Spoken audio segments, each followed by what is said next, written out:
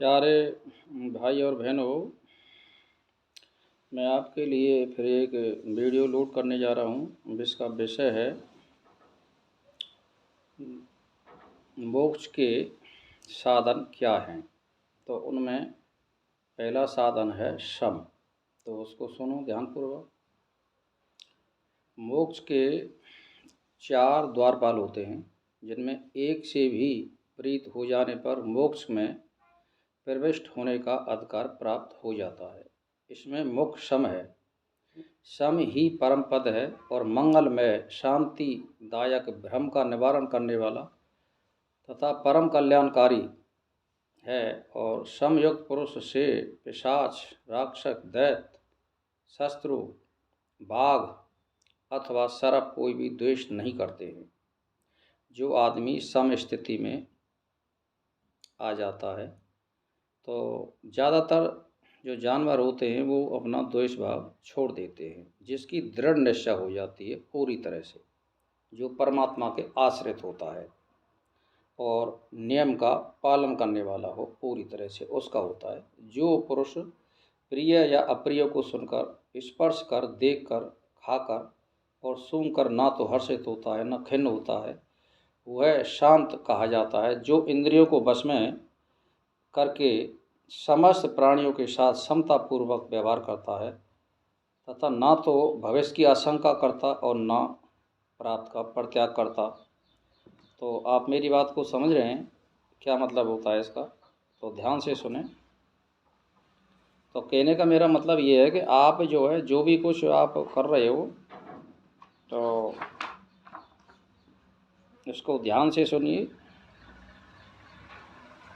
तो जो सम स्थिति है वो शांति की ओर ले जाती है आपको। तो शांति से आप काम करिए और जिसका मन, मरण, उत्सव, युद्ध के अवसर पर भी व्याकुल ना होकर चंद्रमंडल के समान निर्मल आभा से युक्त रहता है। आप समझो इसको कि जैसे मान लो कि भाई आपको कोई हानि हो गई, या जैसे मान के चलो पुत्र का मरण हो गया, स्त्री का मरण हो गया, पशु का मरण हो गया, या झगड़ा हो गया किसी से, तो मन खिन्नता को प्राप्त होता है। तो उससे क्या है कि समता तो प्राप्त हो नहीं सकती आपको। बहुत दृढ़ निश्चय होगा जिसका, और परमात्मा में पूरी आस्था होगी। ये बात उसके साथ में घटित होती हैं, अन्य के साथ में घटित नहीं होती हैं। लेकिन ऐसा नहीं है कि नहीं होती हैं, होती हैं।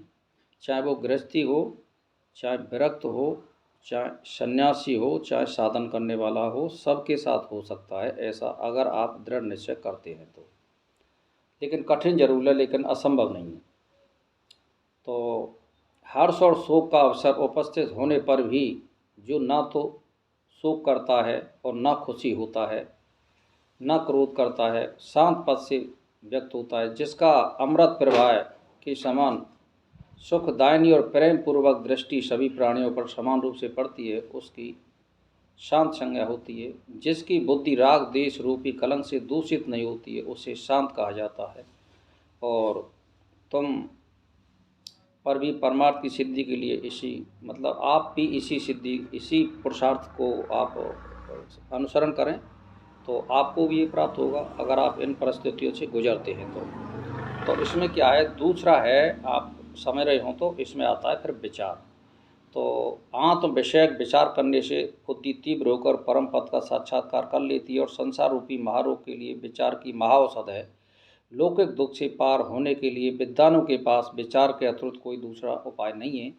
जिसने क्रूर कर्म, निषिद्ध आचरण, कुत्सित मानसिक कष्ट, ये सभी विचारहीनता से भी आविर्भूत होते हैं। जगत के सारे पदार्थ तभी तक सत्य की तरह रमणीय प्रतीत होते हैं जब तक विचार नहीं किया जाता। विचार करने से वे सब नष्ट हो जाते हैं। विचारशील पुरुष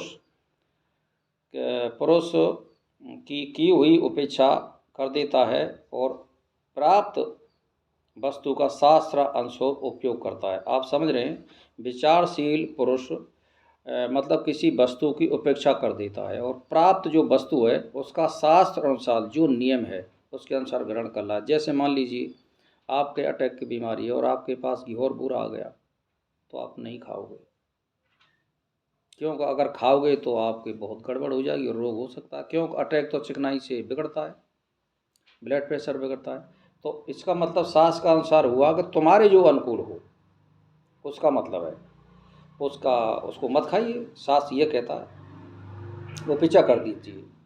और वह मन की कुशलता से ना तो शुद्ध होता है और ना अनुकूलता में प्रसन्न, उसकी समस्त जल से परिपूर्ण सागर की तरह उसकी शोभा होती है। इस प्रकार जिन उदार से महात्मा योगी का मन पूर्ण काम हो गया है, वे जीवन मुक्त होकर इस जगत में विचरण करते हैं। जैसे रात्रि में भूतल पर पदार्थों का ज्ञान दीपक हो जाता है, इसी प्रकार परमात्मा स्वरूप में स्थित प्राप्त करने के लिए वेद वेदांत के सिद्धांतों को परिस्थितियों या स्थितियों का निर्णय विचार द्वारा होता है। उत्तम विचार से युक्त पुरुष सामान्य जनों की बात तो क्या, महापुरुषों के लिए भी आदरणीय हो जाता है।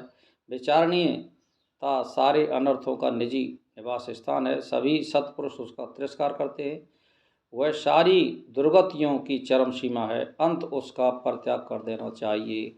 विचार से ही तत्व का ज्ञान होता है और तत्व ज्ञान से ही मन की निश्चलता होती है, और मन शांत हो जाने से संपूर्ण दुखों का सर्वनाश हो जाता है। तो प्यारे भाई और बहनों, मेरा आप समझ रहे हैं कि सत पुरुषों का संगत करें, और वेदांत है, वेद है, चार शास्त्र हैं, उपनिषद हैं, इनका आप अध्ययन करें तो आपकी स्थिति यानी विचार के अनुकूल हो जाएगी कि हम जैसे मान के चलिए हम क्यों आए हैं और हमें क्या करना चाहिए, या हम जो काम कर रहे हैं वो दूसरों के लिए कोई नुकसानदायक तो नहीं होगा, इसे विचार कहते हैं।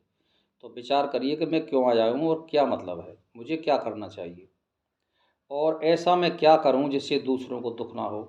ऐसे आप विचार करें तो आपके विचारों में शुद्धता आ जाएगी। तो इसके बाद अगला हम विषय जो लेंगे वो कल बताएंगे आपको, और फिर आएगा संतोष। इसी के साथ मेरा प्रणाम स्वीकार।